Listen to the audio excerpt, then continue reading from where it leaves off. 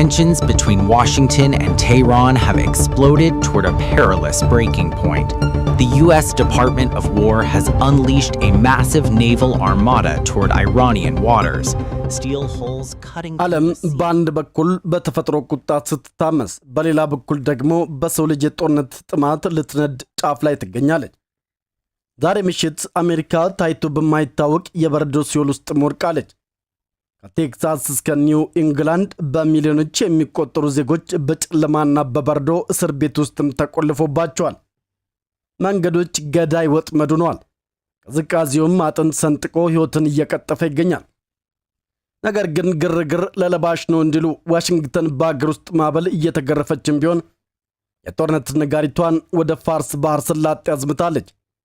የባህር ሞገዶችን የሚሰነጥቀው ግዙፉ አርማዳና የዩኤስ አብርሃም ሊንከን የኢራንን ደጃፍ ረግጧል።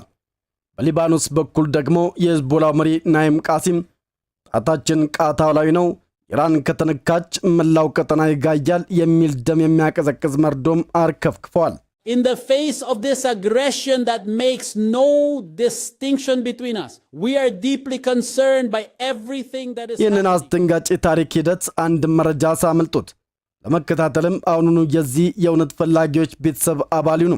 ጣቶን ከታች ባለው የሰብስክራይብ ምልክት ላይ አርፋ የዶል ምልክቱን በመጫን የነገውን ዓለም ዛሬውኑ ይረዱ። የእርሶ ሰብስክራይብ ማድረግ ለታማኝ መረጃችን ትልቅ ስንቅ ነው። ወደ ዝርዝሩ ከመሄዳችን በፊት ግን አንድ ጥያቄ ልሰንዝርላችሁ። አሜሪካ በአገር ውስጥ ባጋጠማት በዚያ አስከፊ የተፈጥሮ ማዕበል ወቅትም ወደ መካከለኛው ምስራቅ ግዙፍ ጦር ማዝመቷ ስልታዊ ብልህነት ነው ወይንስ ደግሞ አደገኛ ቁማር? ትራምፕ ቤታቸውን እሳት ወደ መካከለኛው እያዞሩ ነው ብላችሁ ትገምታላችሁ? ሐሳቡን በኮመንት መስጫው ላይ ያጋሩን። በአሜሪካ የምትኖሩት ተከታዮቻችንም በዛ ያለውን የአየር ሁኔታ ኮመንት ላይ በዝርዝር አሳውቁን።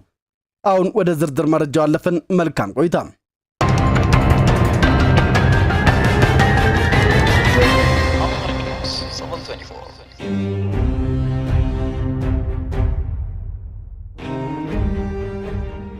ዛሬ ምሽት በመላው አሜሪካ እጅግ አስፈሪና ግዙፍ የሆነ የክረምት ማዕበል አገሪቱን አፍኖ ይዟታል።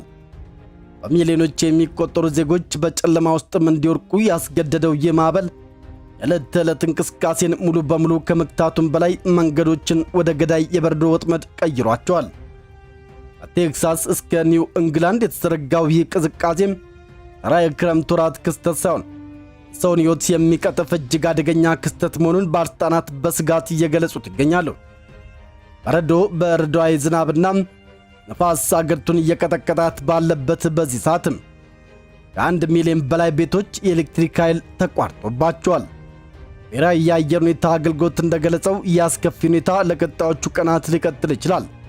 የበረዶ ክምችቱ የኤሌክትሪክ መስመሮችን፣ ዛፎችንና መንገዶችን በወፍራም የበረዶ ግግርም ዘግቷቸዋል።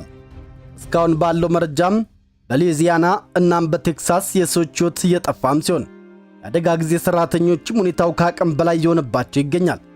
ማዕበሉ በአገሪቱ የትራንስፖርት ዘርፍ ላይ ከፍተኛ ድባቅም ጥሏል። 10,000 በላይ በረራዎች የተሰረዙም ሲሆን አውሮፕላን ማረፊያዎችና መንገዶች በበረዶም ተዘግተዋል። በፊላዴልፊያ ከተማ ከንቲባ ቻርሊ ፓርከር የከተማዋ ነዋሪዎች ቤታቸው እንዳይወጡና መንገዶችም ለበረዶ ማጽጃ መሳሪያዎች ክፍት እንዲያደርጉ በጥብቅ አሳስበዋል።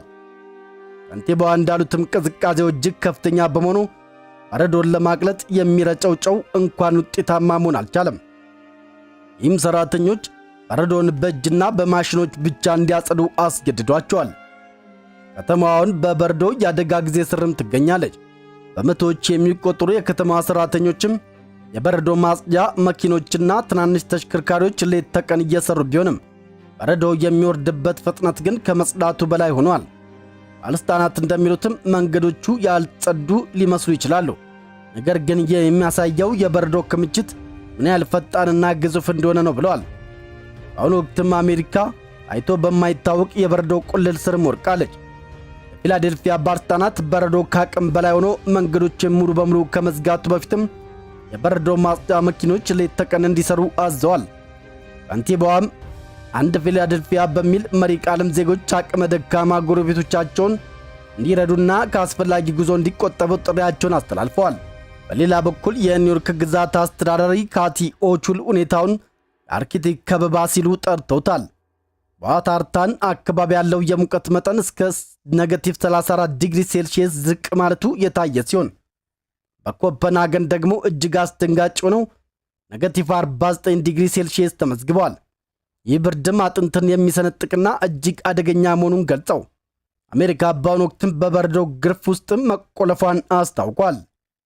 የአሰቃቂ ቅዝቃዜ ባለበት ወቅትም በሚኒያፖሊስ ከተማ ሌላ ልብ ሰባሪ ክስተትም ተከስቷል። የ37 ዓመቱ የጽኑ ሕክምና ክፍል ነርስም አሌክስ ፕሬም በፌዴራል ወኪሎች በጥይት ተደብድበው ተገለዋል።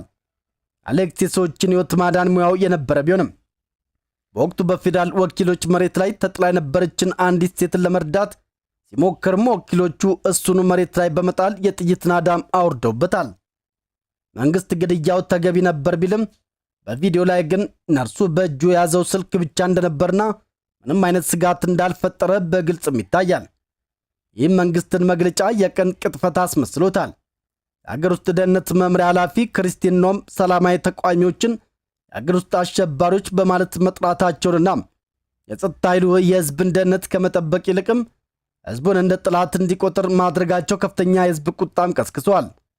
በአሜሪካ ምድር በረዶና ቅዝቃዜው ክፉኛ አጥፍቶ በያዘበት በዚያ አስቸጋሪ ወቅትም የዜጎች የአሸናፊነት መንፈስና የመረዳዳት ባህልም በየቦታው እየታየም ይገኛል። በዋሽንግተን ዲሲ የሚገኙ ነዋሪዎች በሜሪዲያን ሂል ፓርክ ተሰባስበው የበረዶ ኳስ ውርወራ ጨዋታ በማድረግና የተቃውሞ መፈክሮችን በማሰማት ለበረዶው እንደማይንበረከኩም አሳይተዋል። በቴክሳስ ግዛት ዴንተን ውስጥ ደግሞ ወጣቶች በከባድ መኪና እየተጎተቱ በበረዶ ላይም በሚሸራተቱበት ወቅትም የተቀረጸ ቪዲዮ በዚያ አስፈሪ ብርድ ውስጥም አደገኛ የሚባል የክረምት ደስታን መፍጠር እንደሚቻልም አሳይተዋል። በብሩክሊን የሚገኘው ማካራን ፓርክም በተመሳሳይ በበረዶ ኳስ ጨዋታ ደምቆ ውሏል። ተሳታፊዎቹ እንደሚሉት ሁላችንም እንደዚህ ያለ ትንሽ ቀለል ያለ ደስታ ስሜትና መጫወት ያስፈልገናል። ይህም ማህበረሰባችን እርስ በርሱ እንዲታይና እንዲረዳዳ ትልቅ ትውስታ ይሆንለታለን ብለዋል። አንዲት ወጣት በበረዶ ኳስ እየተመታች በፈገግታ ስትናገርም ይህ እጅግ አስደናቂ ነው። 4 ዓመት እዚህ ብኖርም እንዲህ ያለ ነገር አይቼ አላውቅም።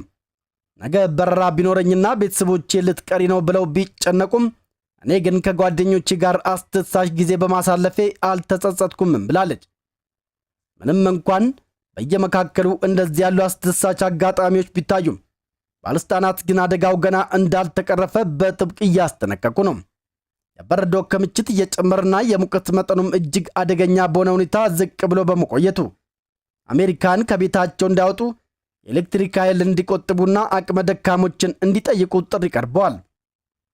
የበረዶ ማዕበል ተራ ክስተት ሳይሆን የሰዎችን ሕይወት እየቀጠፈ ያለና በታሪክ የሚጠቀስ አደገኛ ክስተት ሆኖ አሁንም ቀጥሏል። ዋሽንግተን በአገር ውስጥ ማዕበል እየተገረፈች ቢሆንም የጦርነት ነጋሪቷንም ወደ ፋርስ ባህር ሰላጤ ማዝብታለች።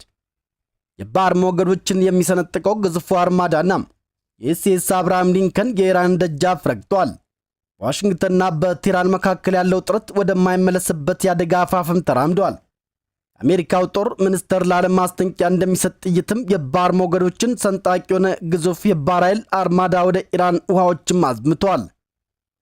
ይህ እርምጃ የዓለምን ርዕሰ መዲናዎችም ያናወጠ፣ በጦርነት ክፍሎች ውስጥ አስቸኳይ ስሌቶችን የቀሰቀሰና ለረጅም ጊዜ የሰፈነው ፍጥጫ ወደ ቀጥተኛ ጦርነት እያመራ ነው የሚል ስጋትን ዳግም አንግሷል። ታይቶ በማይታወቅ ሁኔታም የዩኤስኤስ አብርሃም ሊንከን አውሮፕላን ተሸካሚ መርከብም በአጥፊ መርከቦች በጄቶችና በሚሳኤል መከላከያ ታጅቦ በመካከለኛ ምስራቅ ሰፍረዋል። ይህም ወታደራዊ እርምጃውንም በጠረጴዛው ላይ መኖሩን የሚያሳይ ምልክት ነው። ፕሬዝዳንት ዶናልድ ትራምፕ ከአክሲዮስ ጋርም ባደረጉት ቆይታ ቀደም ሲል ወደ ቬንዙዌላ ከተላከው የሚበልጥ ትልቅ አርማዳ ወደ ኢራን መላካቸውንም አረጋግጠዋል። ሆኖም ምን አይነት ወታደራዊ አማራጮች እንደሚመርጡ ከመግለጽ ተቆጥበው ካርዶቼን ደረቴ ላይ አቀብላለሁ፣ ሚስጥሬንም አልገልጽም ማለትን መርጠዋል። የሁሉ ኃይል ቢሰማራም ትራምፕ ግን ኢራን ድርድር ትፈልጋለች የሚል እምነት አላቸው። ለስልክ ጥሪና ለስምምነት በተደጋጋሚ ደውለዋል ሲሉም ተደምጠዋል። ፕሬዝዳንቱ ሁኔታውን ሲያብራሩ እንዲህ ብለዋል። ኢራንን በንቃት እየተከታተልናት ነው። ለጥንቃቄ ሲባል ብዙ መርከቦች ወደዚያ አቅጣጫ እየሄዱ ነው። ትልቅ የጦር መርከቦች ስብስብ አለን። ምን እንደሚፈጠር እናያለን። ምንም አይነት መጥፎ ነገር እንዲፈጠር አልፈልግም፣ ግን በቅርቡ እያየናቸው ነው። ባለፈው ሐሙስ ሊፈጸም የነበረውን የ837 ሰዎችን ስቅላት አስቆሚያለሁ። ካልሆነ ሁሉም ያልቁ ነበር። ይህ ዛሬ 1000 ዓመት አሰራር ነው። ኢራኖች ጥንታዊ ባህልና በጣም ጎበዝ ሕዝብ አላቸው። ነገር ግን እነዚህን ሰዎች ከሰቀላችሁ እስካሁን ታይቶ በማይታወቅ ሁኔታም ትመታላችሁ አልኳቸው። ያን ጊዜ የኒውክሌር ስምምነቱን ያፈረስኩበት እርምጃም እንደ ለውዝ መክሰስ ቀላል ይሆንባቸዋል። ውጤቱም ግሩም ነበር። ሊሰቅሏቸው ጥቂት ደቂቃዎች ሲቀሩ ስቅላቱን ሰረዙት። አርማዳው ግን ጉዞውን ቀጥሏል። ምናልባትም አንጠቀምበትም ይሆናልም እናያለን ብሏል። ይህ ግዙፍ የጦር መርከብና ተዋጊዎችም ቀጠናው የደረሱት በኢራን ውስጥም በተቀሰቀሰው የጸረ መንግሥት ተቃውሞ በሺዎች የሚቆጠሩ ሰዎች መገደላቸውን ተከትሎም በነገሰው የጭካኔ እርምጃ ወቅት ነው።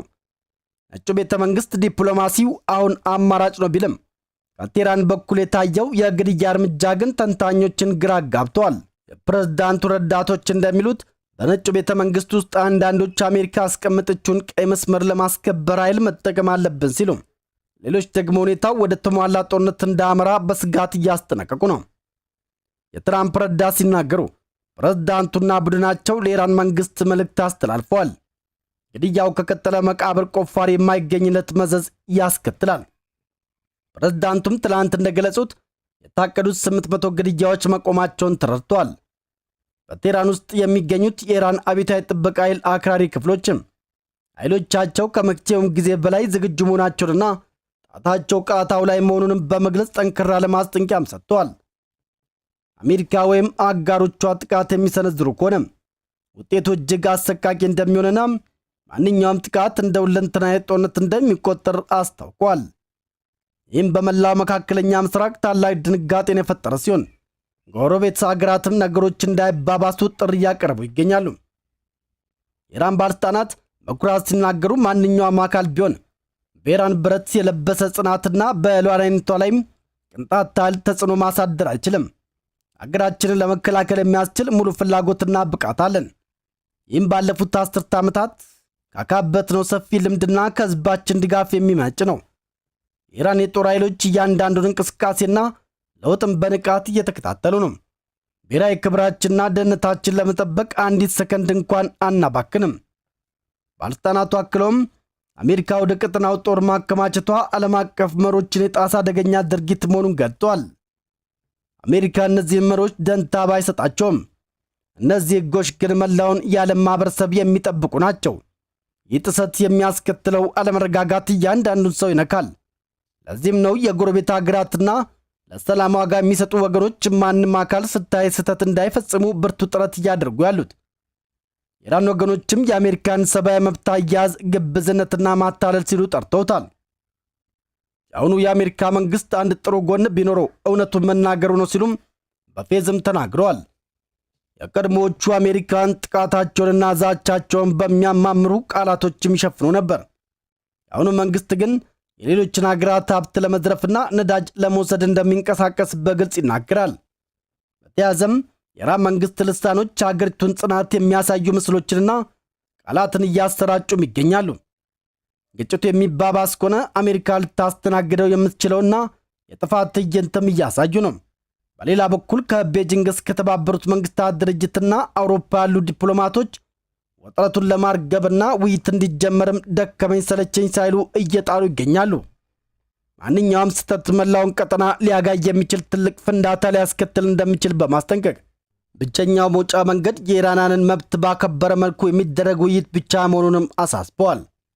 የኢራን የወደፊት ዕጣ ፈንታ ሊወሰን የሚገባው በጦር መሳሪያ ጩኸት ሳይሆን በተለይም የሴቶች ልጃገረዶች፣ የወጣቶች እንዲሁም የብሔረሰቦችና የሃይማኖታዊ አናሳ ቡድኖች ፍላጎትና ሐሳብን በነጻነት በሚንጸባረቅበት መንገድ መሆን ይኖርበታል።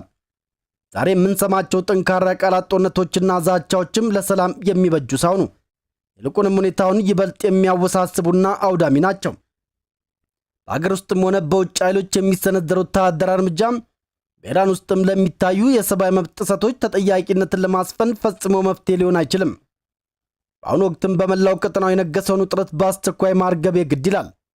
ይሁን እንጂም ግዙፍ የጦር መርከቦች በፋርስ ባህረ ሰላጤ ላይ እያንዣበቡና የሁለቱም ወገኖች ዛቻ እየናረ ባለበት በዚህ ሰዓትም ዓለም በታላላቅ ድንጋጤ ሁኔታውን እየተከታተለ ይገኛል።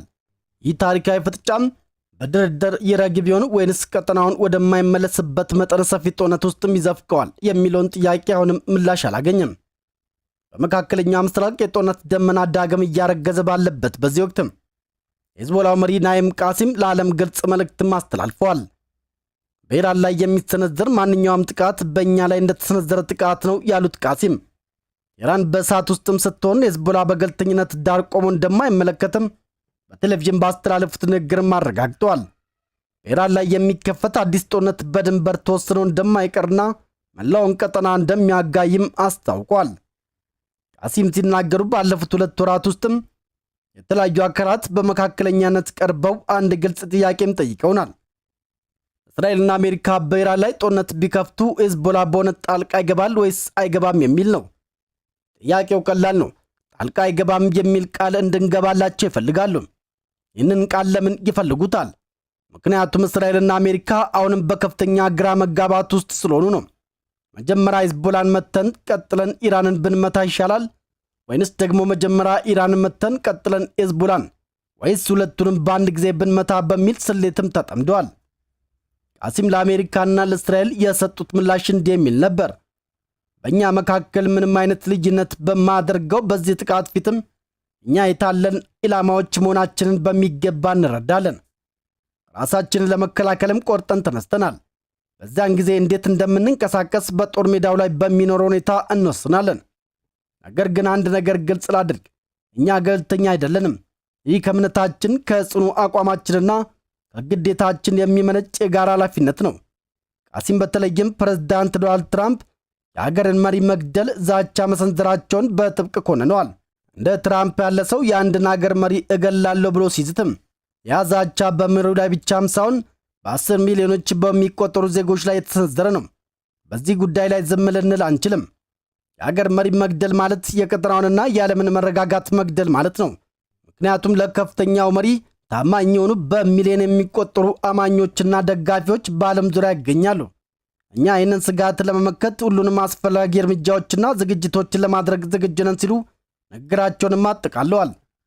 ናኢም ቃሲም የኢራኑን ከፍተኛ መሪ አያቶላህ ካሚኒን አስመልክቶ ሲናገሩ ፈጣሪ ክቡር ዕድሜያቸውን ያርዝመው ካሉ በኋላም በእርሳቸው ላይ የሚሰነዘር ማንኛውም ዛቻ በሂዝቦላ ላይ እንደተቃጣ እንደሚቆጠርና ቡድኑ ይህንን ፈተና ለመመከትም ተገቢ የመሰለውን እርምጃ መውሰድ መብት እንዳለው በድጋሚ አረጋግጠዋል። ኢራን ሂዝቦላ ከተመሠረተበት 1980ዎቹ ጀምሮ የገንዘብ የጦር መሳሪያና ስልታዊ ድጋፍ በመስጠት ዋነኛ ደጋፊ ብትሆንም የዛሬው የሂዝቦላ አቋም ግን ከቀድሞ ይልቅም የላላ ይመስላል። እንደ አውሮፓውያን አቆጣጠር በህዳር 2004 በተደረሰ የተኩስ አቁም ስምምነትም እስካበቃው ድረስም ከእስራኤል ጋር ለ1 ዓመት የዘለቀው ግጭት ቡድኑን በከፍተኛ ሁኔታ አዳክሞታል። እንዲያውም የሊባኖስ መንግሥት የሂዝቦላ ታጣቂዎችን ትጥቅ የማስፈታት ዕቅድ በአገሪቱ ደቡባዊ ክፍል መተግበር ጀምሯል። ይህ ቢሆንም ግን ቃላይ ጦርነቱ ይበልጥ እየጦዘ ይገኛል። ሂዝቦላ በመላው ሊባኖስ የሚገኙ ደጋፊዎቹ አሜሪካ የጽዮናዊ ያሉትን ዛቻ እንዲያወግዙና ለኢራን ድጋፋቸው እንዲገልጹ ባደረገው ጥሪ መሠረትም በቤሩት ደቡባዊ ዳርቻዎች የኢራንና የሂዝቦላ ሰንደቅ ዓላማዎችም ከፍ ብለው ታይተዋል። ናኢም ቃሲም አያቶላህ ካሚኒን የመግደል ሙከራ ከተደረገም ይህ እርምጃ የቀጠናውን ብቻም ሳይሆን የዓለምን መረጋጋት የመግደል ያህል ነው ሲሉ አስጠንቅቀዋል። ይህ ማስጠንቀቂያ የመጣው በዋሽንግተንና በቴህራን መካከል የሚለዋወጡት ዛቻዎች በበረቱበት ወቅት ነው። ፕሬዝዳንት ዶናልድ ትራምፕ ኢራን በእርሳቸው ላይ የግድያ ሙከራ ካደረገች ከምድረ ገጽ ትጠፋለች ሲሉም ቢዙትም፣ በሌላ በኩል ደግሞ የእርሳቸው አርማዳ የጦር መርከቦች ስብስብ ወደ ፋርስ ባህረ ሰላጤ እያመራ መሆኑን ገልጸዋል። በአሁኑ ወቅትም በዩኤስኤስ አብርሃም ሊንከን የሚመራው የአሜሪካ የጦር መርከቦች ስብስብ በመካከለኛ ምስራቅ ውሃዎች ላይም ግዳጁን መጀመሩ የአሜሪካን የማጥቃት አቅም በከፍተኛ ሁኔታ ጨምሮታል። አሜሪካ ለቀጠናው ደህንነት ስትልም መርከቦችን ማሰማራቷን ስትገልጽ፣ ኢራን በበኩሏ ጥቃት ከተሰነዘረባት ምላሿ የበረታ እንደሚሆንም አስታውቃለች። የጦር መርከቦች ቦታቸውን በያዙበት፣ ዛቻዎች በጠነከሩበትና ታጣቂ ኃይሎችም ቀይ መስመራቸውን ባሰመሩበት በዚህ ሰዓትም ትንሿ ብልጭታ እንኳን መላውን ቀጠና ሊያጋይ የሚችል ጦርነት ለመቀስቀስ ቃታ ላይ ትገኛለች። እንግዲህ ዓለም ያለችበት ነባራዊ ሁኔታ ይህንን ይመስላል። በአንድ በኩል የአሜሪካ ከተሞች በበረዶ ግግር ስር ተቀብረው ዜጎች ለህልውናቸው እየታገሉ ነው። በሌላ በኩል ግን የፖለቲካው ትኩሳት ዓለምን ወደ ሶስተኛው የዓለም ጦርነት ዳርቻ እየገፏት ነው። ናኢም ቃሲም ገለልተኛ አይደለንም ማለታቸው፣ ትራምፕ አርማዳቸውን ማዝመታቸውና ዲፕሎማቶች ውጥረቱን ለማርገብ የሚያደርጉት የሞት ሽረት ሩጫ ሁሉም የሚያሳዩት አንድ ነገር ብቻ ነው። ዓለም በፈንጂ ላይ የተቀመጠ ክብሪት ሆናለች። የተፈጥሮ ማዕበልና በሰው ሰራሽ ጦርነት መሃል የቆመችው አሜሪካ የትኛውን ግንባር አስቀድማ ትፈታ ይሆን? ይህንን መረጃ ጠቃሚ ሆኖ ካገኙትም ለወዳጅ ዘመዶች ሼር በማድረግ ግንዛቤ እንዲፈጥሩ ይርዷቸው። ቪዲዮን ላይክ በማድረግም ለምናደርገው ጥረት አጋርነቱን ያሳዩን። ሁልጊዜም ሚዛናዊ፣ ጥልቅ የሆኑ ወታደራዊና ፖለቲካዊ ትንታኔዎች ይዘን እንቀርባለን። እስከ ቀጣዩ ዘገባችን ድረስ ዓለማችን ከጦርነት እኛንም ከተፈጥሮ መቅሰፍት ይጠብቀን። ሰላም ቆዩልን።